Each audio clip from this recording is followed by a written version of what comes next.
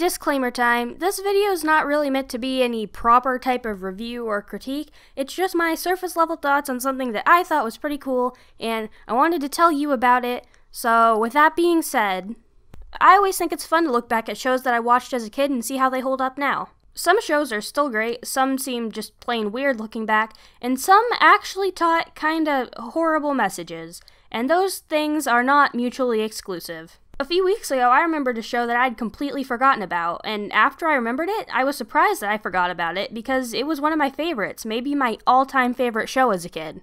If you read the title, you'll know that, of course, I'm talking about Miss Spider's Sunny Patch Friends. Spiders are spinning away in the trees. I googled this show when I first remembered it, and to be completely honest, I wasn't expecting much from it. I mean, just look at these screenshots. Honestly, I expected it to be just another low-effort piece of media for kids that I only liked as a child because it had an edgy older dragonfly character, and then I'd come back on here to make a video about how weird it was and how my parents should have never let me watch it, and I do mean edgy for a show called Sunny Patch Friends. Set your expectations appropriately. But, you know what? I'll say it. This show is completely delightful. As soon as I started watching the first episode, which, by the way, is all legally on YouTube in HD, I knew this was a good one. Nostalgia absolutely poured over me as I heard the theme for the first time in probably a decade. The first episode in particular impressed me. It was way more mature than I was expecting. Well, again, I mean mature for a show called Sunny Patch Friends. Okay, but before we get into that, let me get you up to speed with the premise of the show. Miss Spider, the titular character, lives in a little town of bugs called Sunny Patch with her husband Holly and her 8 kids. Get it? 8? Because she's a spider? So we have, in no particular order, Squirt, Spinner, Snowdrop, Pansy, Wiggle, Dragon, Shimmer, and Bounce. Additionally, we have this piece of nightmare fuel called Spideris, who's voiced by the same guy who voiced Frollo in Disney's The Hunchback of Notre Dame, which pretty much tells you all you need to know about him, really. Now, I know that's a lot. We don't have time to cover every single character in this video, and frankly, neither does the show, so I'm gonna make this easy for you. Only 4 of the kids are really main characters, as evidenced by them being the only ones to really participate in the made-for-TV movie that served as this show's pilot. And no, I didn't know that was a thing either until I started researching for this video. The 4 important ones are Squirt, the green spider, who's pretty much the main character, and the adopted kids, Dragon the dragonfly, Shimmer the jewel beetle, and Bounce the bed bug? Yeah, I don't really see it either, but just roll with it, okay? That isn't to say that the show doesn't eventually flesh out the others and give them a sort of personality, but those are the ones that you need to keep track of. So, those 3 being adopted is a big part of the show, and it keeps recurring in different ways, starting with episode 1. In this episode, a team of super cool dragonflies that are probably supposed to be a parody of the Blue Angels or something show up in Sunny Patch. Dragon wants to fly with them as they're the same species as him and can teach him things that his spider parents can't. There's this scene that kinda caught me off guard as the dragonflies react to Dragon's parents being spiders. I don't know, I guess I just didn't expect the show to be so direct about the whole thing. They can come along too. After all, we're all dragonflies. All right. Dragon lunch. That's your mom? Uh-huh. That's Mom. But she's a spider. How is it that a little bedbug and a dragonfly ended up in a spider family? I used to have a dragonfly family, but I lost them. I looked and looked for my family. I was all by myself until I bumped into Bounce. I was an orphan too. We became Best bug buddies for life. Miss Spider and Holly adopted us. They are our mom and dad. Wow. Alright. The episode ends with Dragon deciding not to go with the Aces after all, of course, even though it seemed like he really wanted to, and it sorta seems like he got guilted into staying. I don't agree with the show pushing the message that he should have stayed just because he would be leaving his family otherwise, but since it seems like it really was ultimately his decision, I guess I give it a pass.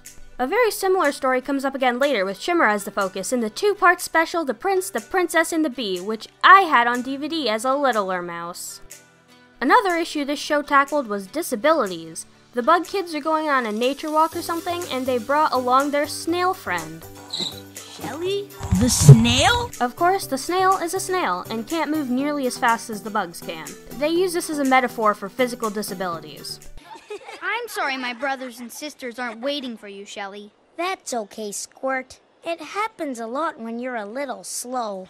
And, well, I don't know, I could just be reading into things, but the way that they keep emphasizing the word slow in this episode makes me think they maybe wanted you to be able to apply it to mental disabilities as well? I'm not sure. The snail itself isn't slow in that sense. Again, I could just be reading into this. In fact, I'm sure even using a snail to represent people with disabilities isn't going to sit well with everybody. That's a whole separate discussion I don't really want to get into right now. All I'm saying is the show brought it up, and I give it props for that. We had plenty of time while we were waiting for Shelly.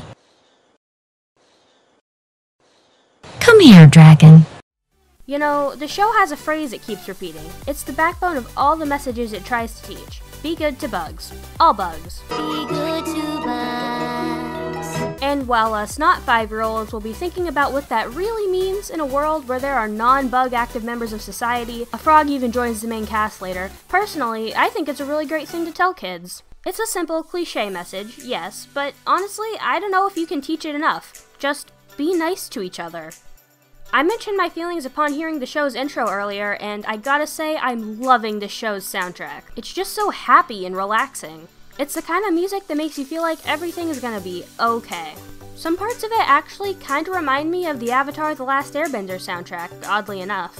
The show is also sort of a musical. There'll be these original songs sprinkled in there occasionally. These are very hit or miss, but there's one in particular I just want to show you part of. It's from the episode A Star Fell on Sunny Patch, and, well, I'll just let this bit speak for itself. How do you put a star back in the sky?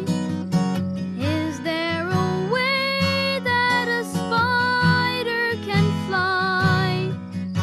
And why do gray clouds sometimes cry? Some things you never will know how or why. Okay, yes, the vocals here are not the strong point, but I don't know, the emotion of the scene just kind of moves me. Maybe it doesn't have the same effect out of context, I'm not sure, but I love it, and if there's one episode of this series I recommend you watch, it's that one. And one more thing before we move on, Bounce is great. He got a lot of genuine laughs out of me, and I'm not afraid to admit it. But okay, so far I've been really rosy about this show, and I really do feel like it's one of the best shows I watched as a kid, but there are some less good things about it, starting with the obvious, the animation. It's not really good. It's not awful, but come on, this is the same year as Finding Nemo. I know this is a low-budget Canadian kids show, but we can do a little better than this, can't we, lads? Like I said, it's not all terrible. There are actually some really pretty shots if you pay attention, but generally it's, I have thought a little about what if they had 2D animated this show instead. It would have made sense as it was based on a book series, they were obviously hand-drawn there. But this is actually one of the few times where I think being 3D animated really worked to the show's benefit. The almost first-person view you get of the flying characters sometimes as they flew through the sky are something I remember really enjoying as a youngin'. And while shots like that definitely aren't impossible in 2D, they almost certainly wouldn't have been attempted in this low-budget kids show. I mentioned earlier that the singing voices of the characters aren't amazing, and yeah, that remains pretty consistently true. Protect me, Maria. Don't let the siren cast her spell. Don't let her fire sear my flesh and bone. But that frog there's the friendliest I've ever seen. Could I have been wrong? So, all in all, I give this show 8 out of 8 bug children. It's a good time, it won't drive parents up a wall, and it'll teach your kids some good messages. I'm sure there's much more that could be said about it, but I'm really not trying to drag this video out, so I'm gonna leave it there. And just remember, kids, be good to bugs. All bugs. But also remember that snails, frogs, and other non-bug members of society are lower class and deserve to be exterminated.